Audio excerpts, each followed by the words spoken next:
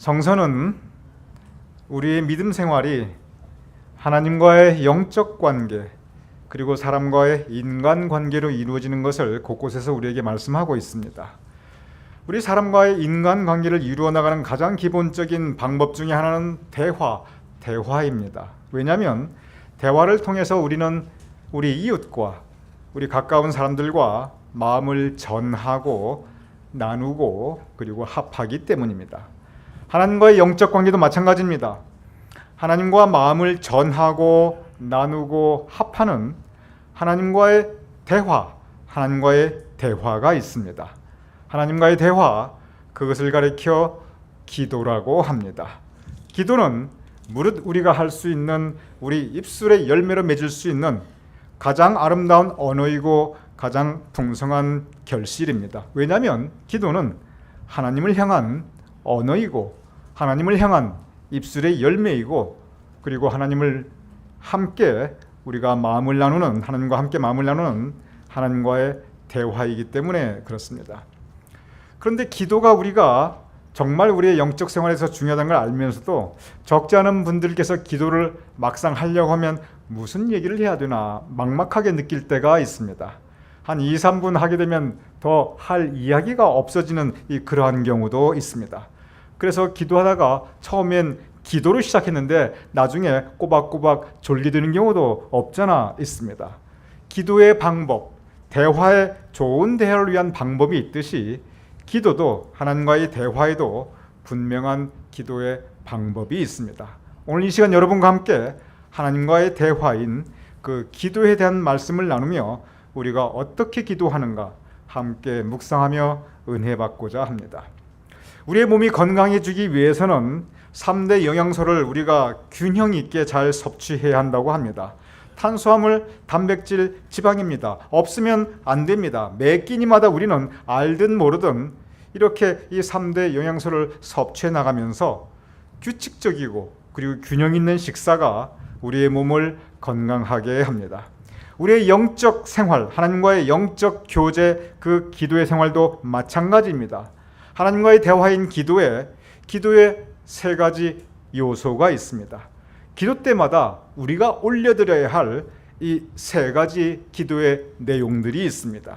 그리고 바로 규칙적이고 균형 있는 식사가 우리의 몸을 건강하게 하듯이 규칙적이고 그리고 균형 있는 기도 생활이 우리의 영혼을 건강하게 합니다. 먼저 우리는 그 기도의 3요소 가운데 맨 첫 번째, 첫째는 감사하라. 자, 따라하시기 바랍니다. 감사하라입니다. 오늘 본문 빌립보서 4장 6절은 이렇게 기록되어 있습니다. 아무것도 염려하지 말고 다만 모든 일에 기도와 간구로, 우리가 기도 올려드리고 기도할 때 간구할 때 우리 너희 구할 것을 기도, 간구, 구하는 것 모두 하나님과의 대화입니다. 그런데 하나님과의 대화 맨 먼저 무엇으로?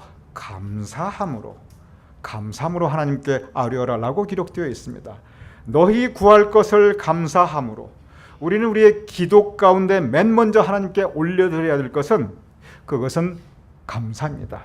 기도뿐만이 아닙니다. 우리의 영적 생활에서, 우리의 신앙생활에서 맨 먼저 우리가 하나님과 나누어야 하는 것은, 그리고 하나님께 전해야 하는 것은 그것은 감사입니다. 토마스 아 캠피스는 그의 명저 그리스도를 본받아에서 우리가 감사를 해야 되는데 사실 감사가 잘 안 된다 그러면서 구체적으로 감사하는 2가지 방법에 대해서 우리에게 가르쳐줬습니다. 첫 번째 방법은 뭐냐면 감사하되 하나님께서 우리에게 주신 작은 은총에 대해서 감사하라. 그는 그렇게 말하였습니다.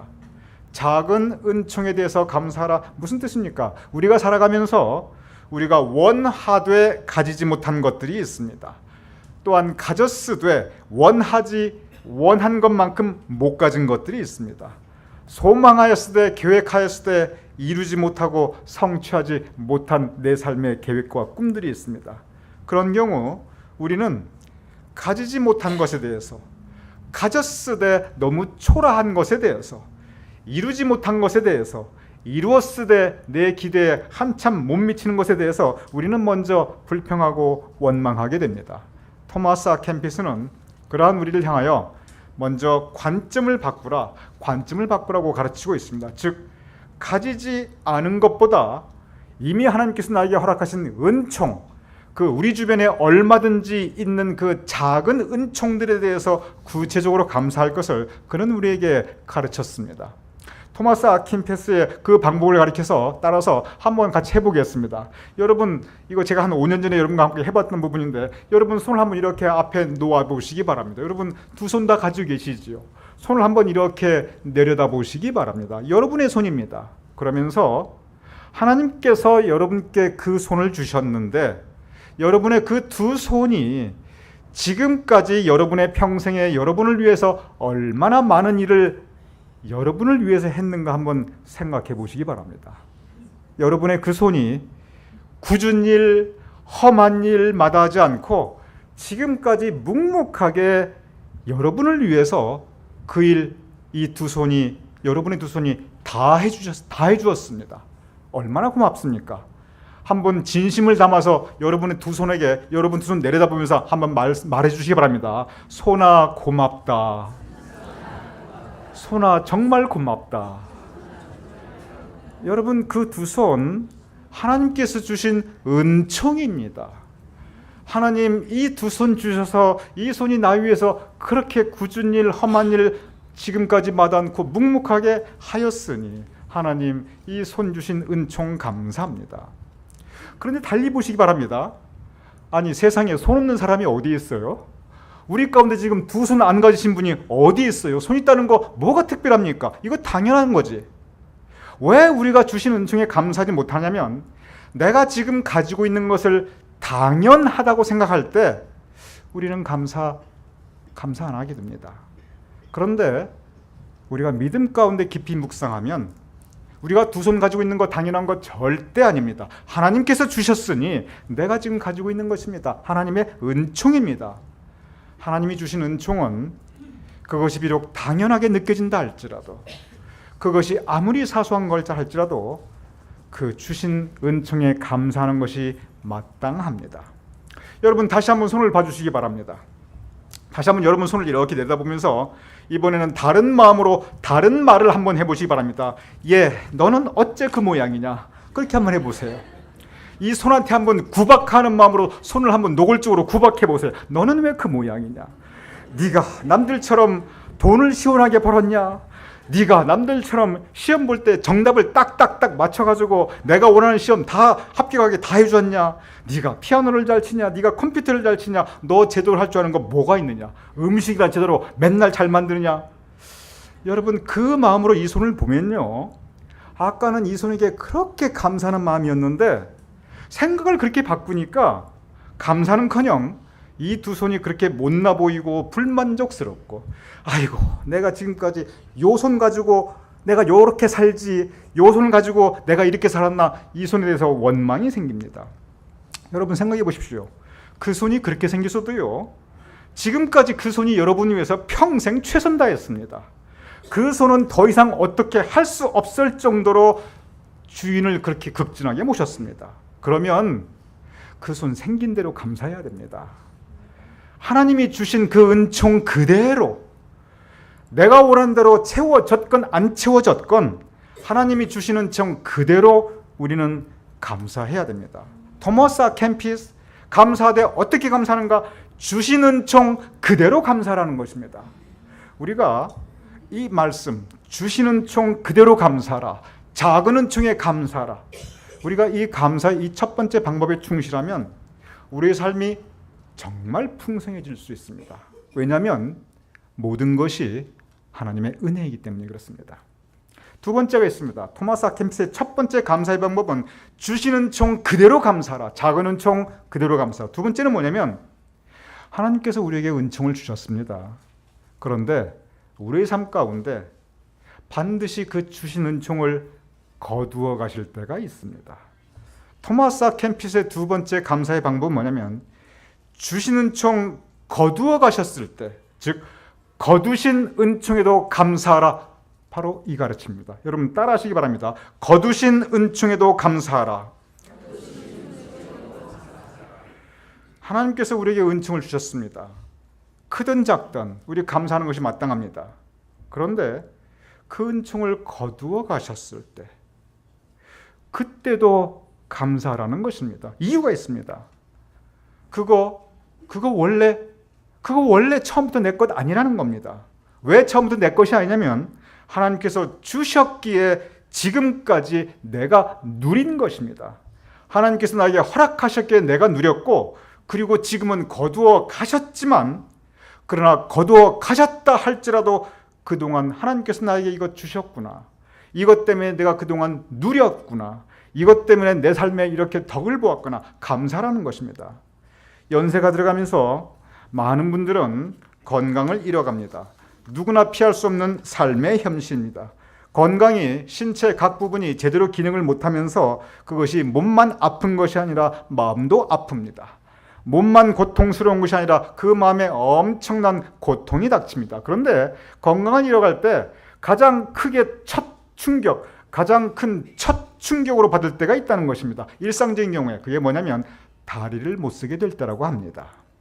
내 힘으로 걸을 수 없을 때, 내가 내 두 발로 움직일 수 없을 때는 그때까지 건강이 조금 이런저런 나쁜 거고는 차원이 다른 엄청난 충격과 고통을 겪게 된다고 합니다. 세상이 갑자기 달라집니다. 내 인생이 달라집니다. 그런데 누구나 언젠가 그 단계가 예외 없이 오게 됩니다.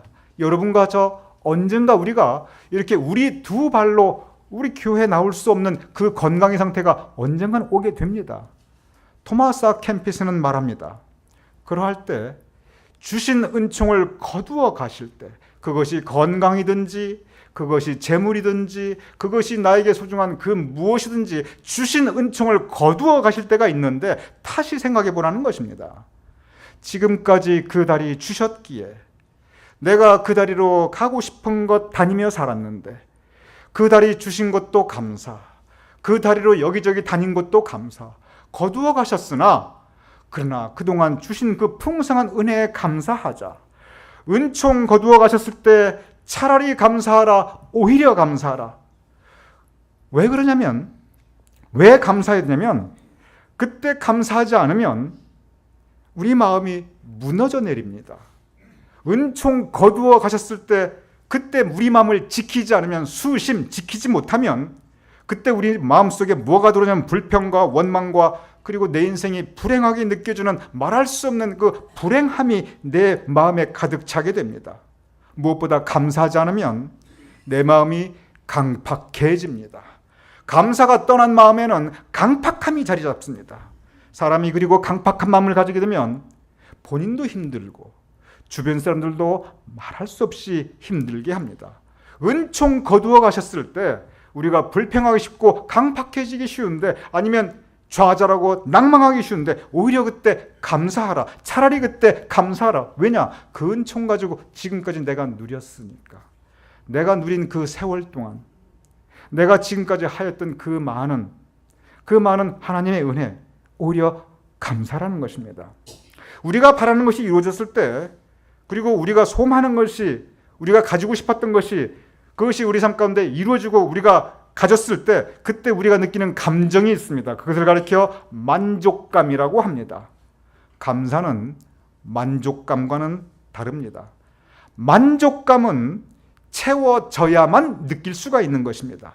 그러나 감사는 부족함 가운데서도, 심지어 그 은총을 거두어 가셨을 때에도 그때도 감사하는 것이, 그것이 믿음 안에서 하나님께 올려드리는 감사입니다. 만족, 채워졌을 때 느끼는 그 만족 누구나 할 수 있습니다.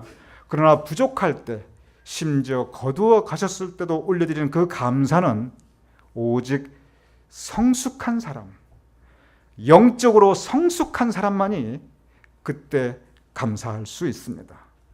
저는 그 말씀에 공감합니다. 주신 작은 은총 그대로 감사하라. 그리고 거두어 가셨을 때도 감사하라. 감사할 때 우리의 심령이, 우리의 마음이 지켜질 수 있습니다. 데살로니가전서 5장 18절은 이렇게 기록되어 있습니다. 범사에 감사하라. 이것이 그리스도 예수 안에서 너희를 향한 하나님의 뜻이니라. 여기서의 범사는 anytime, 언제든지 그 뜻이 아닙니다. 여기서의 범사는 어떤 상황에서든지, 영어로 보면 in any circumstances, 어떠한 일이 닥치든지, 건강하나 병들거나 부하거나 빈하거나 풍성하거나 궁핍하거나 어떤 상황이든지 감사하라. 그리고 이 어떤 상황이든지 감사하는 것이 너희를 향하신 하나님의 뜻이니라. 그렇습니다. 주시는 총 그대로 감사하고 거두실 때에도 감사하는 것, 이것이 성숙한 신앙인의 삶의 모습입니다. 기도의 맨 첫 번째, 바로 이 감사하라는 것입니다. 기도는 적극적으로, 긍정적으로, 그리고 의지를 가지고 찾아서 하는 감사, 그것이 우리 기도의 맨 첫 번째 내용입니다. 첫 번째는 감사랍니다. 두 번째는 회개하라. 따라하시기 바랍니다. 회개하라. 회개하라입니다. 회개는 지은 죄를 하나님 앞에 고백하는 것입니다. 아니, 도대체 내가 무슨 죄를 그렇게 많이 지었길래 회개하란 말인가? 나는 도둑질한 적도 없고 남을 때린 적도 없고 내가 지금까지 양심적으로, 그리고 남한테 비난받지 않고 그래도 지금까지 이렇게 살아왔다. 여러분, 대부분이 그러하십니다. 우리 믿는 사람들이 뭐 그렇게 사회적으로 나쁜 일을 그렇게 많이 했겠습니까? 그런데 이 죄는, 성서가 말하는 신앙 안에서 이 죄는 법과 도덕과 그리고 양심의 차원이 아닙니다. 죄는, 성서적으로 죄는 근본적으로 내 마음과 내 입술과 그리고 내 행실이 하나님의 뜻에 벗어나 있는 것, 하나님의 은혜 바깥에 있는 것이, 그것이 죄입니다. 먼저 마음, 무릇 지킬 만한 것 중에 너의 마음을 지키라고 하였는데, 수심, 그런데 내 마음이 악한 생각으로, 죄된 생각으로, 세상적인 생각으로, 미움과 분노로, 또는 낙심이나 후회나 좌절이나 절망감으로, 이런 온갖 것들로 우리 마음이 공격을 받고 우리 마음이 그 앞에 무너져 내릴 때, 그래서 내 마음을 제대로 잘 지키지 못하였을 때, 그때 우리는 내 마음을 지키지 못한 것에 대해서 회개해야 합니다. 두 번째는 입술입니다. 내 입술에 파수꾼을 세우라 하셨는데, 과격한 말, 찌르는 말, 구부러지고 삐뚤어진 말, 즉 진실하지 못한 말을 하였던 그 죄에 대해서 또한 회개해야 합니다. 세 번째, 행실.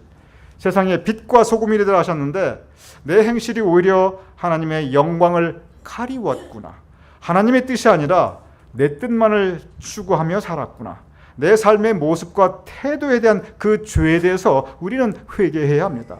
우리의 기도 가운데 회개를 통해서 우리는 먼저 내가 마음으로 지은 죄, 내 입술로 지은 죄, 내 행실로 지은 죄를 하나님께 참회하는 마음으로, 통회하는 마음으로 회개해야 합니다. 오늘 본문 시편 51편 10절은 이렇게 기록되어 있습니다. 하나님이여, 내 속에 정한 마음을 창조하시고 내 안에 정직한 영을 새롭게 하소서. 정한 마음을 창조하시고, 우리는 회개를 통해서 우리의 마음을 정화시킬 수 있습니다. 우리는 회개를 통해서 우리의 심령을 새롭게 할 수 있습니다. 그리하여 정화되고 새롭게 된 그 마음 가운데, 그 심령 가운데 성령께서 감동하마 역사하여 주십니다. 오늘 두 번째 본문 시편 51편 10절, 우리 다 같이 읽어보죠. 시작. 하나님이여, 내 속에 정한 마음을 창조하시고 내 안에 정직한 영을 새롭게 하소서. 예수님께서는 바른 기도에 대해서 제자들에게 가르쳐 주셨습니다. 어떤 기도가 바른 기도인가, 그걸 가르쳐 주시면서 누가복음 18장 13절에 보면 세리의 기도에 대해서 예수님께서 말씀하셨습니다. 그 당시에 세리는 죄인 중에 죄인이었습니다. 그 세리가 이렇게 기도하고 있습니다. 세리는 멀리 서서 감히 눈을 들어 하늘을 쳐다보지도 못하고 다만 가슴을 치며 이르되, 하나님이여 불쌍히 여기소서. 나는 죄인이로소이다. 나는 죄인이로소이다. 그런데 하나님이여 나를 벌하지 마시옵시고, 나는 죄인이로소이다. 그러나 하나님 나를 버리지 마시옵시고, 나는 죄인이로소이다. 그러나 하나님 나의 심판과 진노를 내 위에 내리지 마시고 나는 죄인이로소이다. 하나님이여 불쌍히 여기소서. 하나님이여 불쌍히 여기소서. 나는 죄인이로소이다. 바로 이 회개의 기도가 여러분과 저의 회개의 기도가 되어야 합니다. 예수님께서 바로 그 다음에 하신 말씀이 있습니다. 뭐라고 말씀하시냐면 이 사람이, 이 세리가 하나님이여 불쌍히 여기소서 나는 죄인이로소이다 이렇게 고백할 때, 회개할 때 하나님께서 이 사람을 의롭다고 인정하셨다. 이 사람이 하나님으로부터 의롭다 하심을 받았다 라고 예수님께서는 선포하십니다. 회개의 기도는 주홍같이 붉은 줄을 지은 저 죄인의 죄를 흰 눈보다 희게 용서하여 주시고 그리고 의롭다고 인정하여 주십니다. 베드로전서 3장 12절은 바로 이렇게 의롭다함을 인정받은 사람, 즉 회개한 사람의 기도에 대해서 이렇게 말씀하고 계십니다. 주의 눈은 의인을 향하시고 그의 귀는 의인의 간구에 기울이시되. 여기서 의인이 누구입니까? 여기서 의인은 어느 면으로 보나 완전한 사람, 행위 완전한 사람을 가리키는 것이 아닙니다. 이 세상에 그런 사람 없습니다. 여기서의 의인은 어떤 사람이냐면 바로 예수님께서 가르치신 바로 그 기도에 연결해서 회개한 사람입니다. 여기서의 의인은 통회하는 마음으로, 아파하는 마음으로, 내가 나를 보아도 참 하나님 부끄럽습니다. 불쌍히 여기소서. 나는 죄인이로소이다. 나의 죄를 하나님 앞에 내려놓고 회개하는 사람을 가리켜 오늘 베드로전서 3장 12절은 의인이라고 하고 있습니다. 하나님의 눈이 어떤 사람을 돌아보시는가? 바로 그 회개하는 의인을 돌아보시고, 그리고 그의 귀는 하나님께서 바로 의인의 간구, 회개하는 사람의 그 기도에, 그 간구에 귀를 기울이시고 응답하신다는 가르침입니다. 기도의 내용, 첫 번째 감사하라입니다. 그리고 두 번째는 회개하라입니다. 감사하라, 하나님의 그 많은 은총, 거두어 가신 은총조차 우리 감사라는 것입니다. 회개하라, 우리에게 그 은총 주셨는데 그 은총에 합당한 삶이 아닌 그 은혜를 떠나 살았던 우리의 마음으로, 우리의 입술로, 우리의 행실로 지은 죄를 회개하라는 것입니다. 세 번째가 있습니다. 간구하라. 따라하시기 바랍니다. 간구하라. 간구, 간절하게 구하라는 것입니다. 우리의 대부분의 기도 가운데 가장 많은 비중이 바로 이 간구, 간절하게 우리의 뜻을 하나님께 구하는 것입니다. 간구, 하나님, 나의 현재 고통이 있습니다. 내 이 병, 이 질병 낫게 해주세요. 이 육신의 연약함 하나님 강하게 해주세요. 하나님, 지금 내 삶이 너무 어렵습니다. 경제적인 문제가 있습니다. 사업에 어려움이 있습니다. 내가 너무 힘듭니다. 하나님 도와주세요. 내 자식을 위해 간구합니다. 내 자식의 앞길을 주님 복된 길로 인도하여 주세요. 우리는 살아가면서 이런저런 문제를 부닥치게 됩니다. 우리는 살아가면서 이런저런 소망을 가지게 됩니다.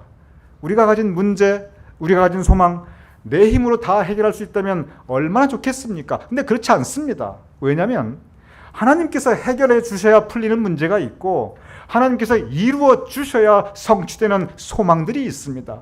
오히려 그런 부분들이 훨씬 많습니다. 은총은 하나님께서 일방적으로 주시는 것이기에 우리의 문제, 우리의 소망 결국 하나님께서 해주셔야 합니다. 그러기에 그 하나님의 응답과 능력에 의지해서 간절히 구하는 것이, 그것이 바로 기도의 모습입니다. 이러한 소망과 저러한 계획들 하나님께 기도해야 합니다. 마태복음 7장 7절은 이렇게 기록되어 있습니다. 구하라 그리하면 주실 것이요, 찾으라 그리하면 찾아낼 것이요, 문을 두드리라 그리하면 너에게 열릴 것이니. 구해야 합니다. 찾아야 합니다. 두드려야 합니다. 주시고 안 주시고는 하나님의 의지고 하나님의 영역이지만 기도하는 것은 우리의 의지고 우리의 영역입니다. 기도하되 간절히 구해야 합니다. 그래서 하나님의 마음을 움직일 수 있는 기도, 간절한 기도 우리가 올려드려야 합니다. 기도는 하나님과의 대화입니다. 첫째 뭐하라? 감사하라. 둘째 뭐하라? 회개하라. 셋째는 간구하라. 우리는 하나님께 우리의 기도 가운데 감사와 회개와 그리고 간구를 올려드립니다. 여러분이 기도할 때 이 세 가지를 꼭 포함하시기 바랍니다. 그리고 이 세 가지를 포함하실 때 균형 있게 규칙적으로 언제나 해주시기 바랍니다. 왜냐하면 바로 이러한 대화, 하나님과의 대화에 우리가 이 기도를 올려드리는 것이 마땅하기 때문에 그렇습니다. 기도가 이렇게 하나님께 올려드리는 것, 우리의 감사와 회개와 그리고 간구를 올려드리는 것으로 끝나지가 않습니다. 여러분, 기도는 하나님과의 대화입니다. 대화 중에 가장 나쁜 방식 중에 하나가 뭐냐면, 그 모든 대화 방법 중에 가장 나쁜 대화의 방법 중에 하나가 일방적인 대화입니다.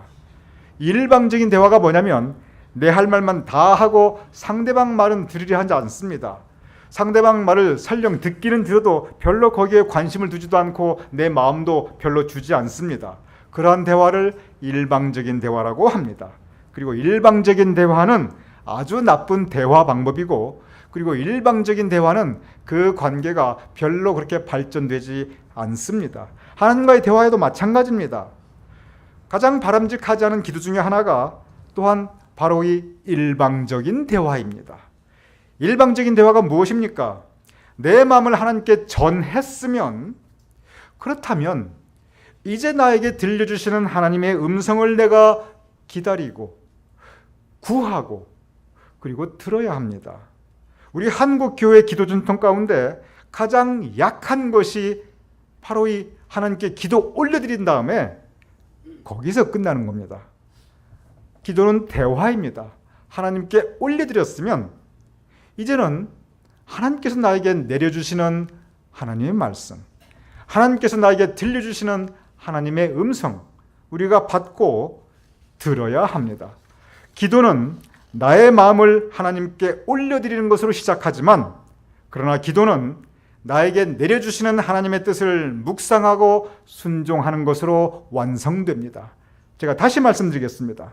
기도는 나의 마음을 하나님께 감사와 회개와 간구를 통해서 올려드리는 것으로 시작하지만, 그러나 기도는 나에게 내려주시는 하나님의 뜻을 묵상하고 그 뜻에 순종하는 것으로 그 기도는 완성됩니다. 시편 62편 5절은 이렇게 기록되어 있습니다. 나의 영혼아 잠잠히 하나님만 바라라. 무릇 나의 소망이 그로부터 나오는도다. 기도 후에 우리는 잠잠히 하나님만을 바라며 하나님 뜻이 무엇인지 묵상하며 하나님께서 나에게 어떤 음성을 들려주시는지 기다려야 합니다. 그리고 그 음성을 듣고 그 뜻에 순종해야 합니다. 왜냐하면 기도는 하나님과의 대화이기 때문에 그렇습니다. 일방적인 대화 물론 필요합니다. 없는 것보다 낫습니다. 그러나 온전한 기도, 진정 하나님께서 기뻐하시는 기도는 하나님과 합심, 우리의 마음, 우리의 기도 가운데 하나님의 마음, 하나님의 뜻을 담아 합하는 그 대화의 완성이 또한 우리에게 꼭 필요한 것입니다. 빌리 그레이엄 목사님은 바로 이 부분에 대해서 하나님께서 우리의 모든 기도에 응답하여 주시되 우리의 모든 기도에 그 뜻을 알려주시되 세 가지 다른 형태로 알려주신다고 말씀하셨습니다. 그리고 저는 그 빌리 그레이엄 목사님의 가르침에 깊이 공감하고 그리고 동의합니다. 첫째는 우리의 기도 가운데 하나님께서 우리의 기도 그대로 응답하실 때가 있습니다. 예스 하고 우리의 기도 그대로 들어주십니다. 하나님의 응답이 우리를 향한 하나님의 뜻이 우리가 하나님께 올려드린 그대로 하나님께서 들어주십니다. 얼마나 감사합니까? 감사할 일입니다. 그런데 두 번째는 뭐냐면 모든 기도가 다 그렇게 우리가 올려드린 대로 하나님께서 그대로 들어주시지는 않습니다. 기도에 또 다른 응답의 모습이 있는데 이루어 주시되 내가 원하는 시간이 아닌 하나님의 시간에 이루어지되 내가 원하는 방식이 아닌 하나님의 방식으로 이루어지신다는 것입니다. 하나님의 시간에. 그래서 이것은 wait, 기다리라는 것입니다. 비록 더딜지라도 기다리라. 지체되지 않고 반드시 응하리라. 하박국에게 하나님은 말씀해 주셨습니다. 비록 더딜지라도 기다리라. 지체되지 않고 너의 시간이 아니라 하나님의 시간에 반드시 응하리라.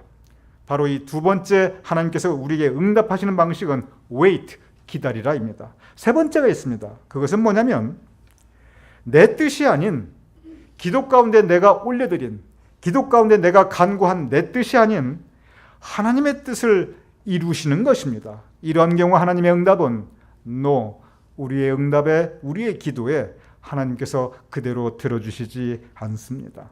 예수님은 겟세마네 동산에서요, 그의 인생 가운데, 그의 모든 살았을 때 인생 가운데 가장 간절한 간구를 올려드립니다.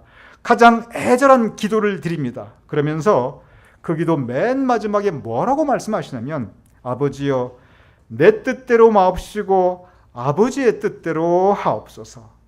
하나님과의 대화의 마무리, 예수님께서는 하나님과의 대화, 그 기도를 뭐라고 마무리 짓냐면, 그리고 어떤 그 태도를 가지냐면, 하나님 내 뜻대로 마옵시고 아버지의 뜻대로 하옵소서.